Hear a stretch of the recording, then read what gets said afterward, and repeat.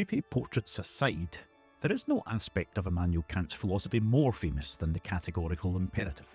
So how does Kant arrive at an ethical principle that is categorical because it is absolute, and imperative because it must be done?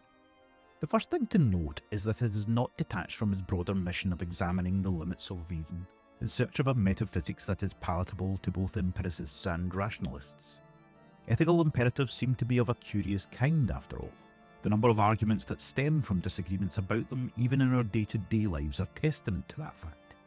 But David Hume's observation that you can't get an ought from an is perfectly encapsulates the philosophical challenge.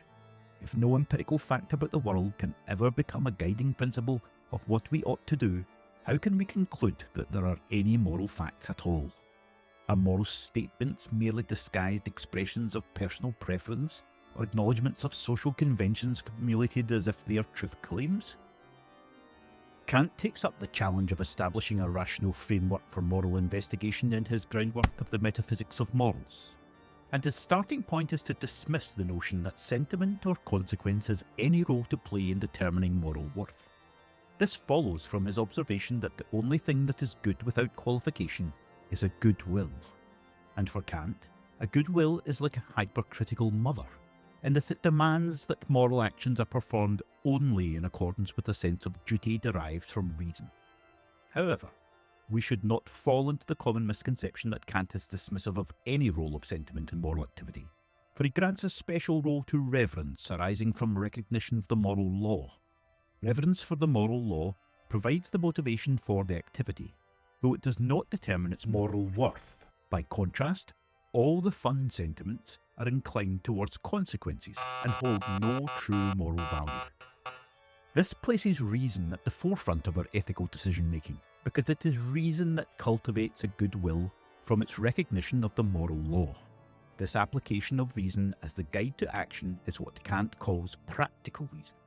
Practical reason identifies the moral law, and the good will is formed through reverence for that law. However, Kant acknowledges that as human beings, we are shaped by our experiences and guided by our inclinations. Practical reason in moral activity can easily be shaped by our tendencies. Rather than embrace this reality, he constructs the categorical imperative as a filter, removing the tendencies shaped by experience to ensure pure moral reasoning. One might think of the categorical imperative as a device that simplifies the process of practical reasoning.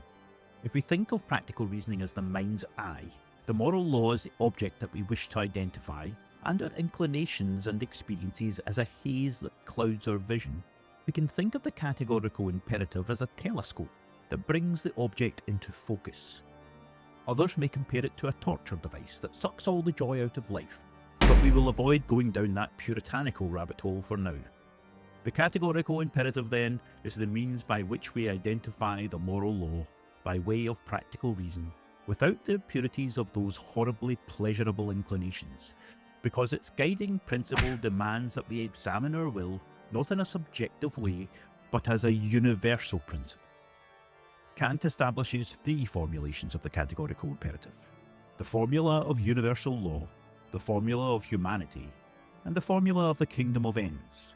Each is designed to capture a separate dynamic of ethical life. The first: act only according to that maxim whereby you can at the same time will that it should become a universal law. This is addressed towards our individual autonomy and decision-making. The second is formulated: act in such a way that you treat humanity, whether in your own person or in the person of any other, always at the same time as an end, never merely as a means. It is clear that this concerns the autonomy of other ethical persons. We must treat them as ends in our decision-making, and not as a means to achieve our own gratification.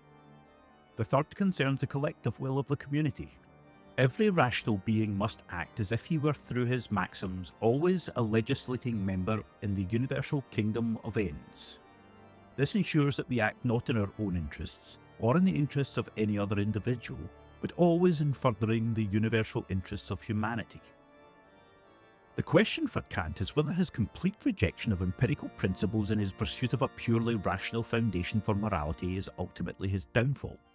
In his epistemology, he integrates empirical investigation with rational inquiry, with intuition playing a vital role in structuring knowledge. Yet it is unclear why he abandons this balanced approach in his ethical theory. Kant himself acknowledges that the will stands at the crossroads between empirical influences and pure reason. However, he refuses to let intuition guide the will, insisting instead on a moral law derived entirely from reason. What remains is a universal principle formulated purely in the mind, yet seemingly trapped there, isolated from the lived experience of moral decision-making.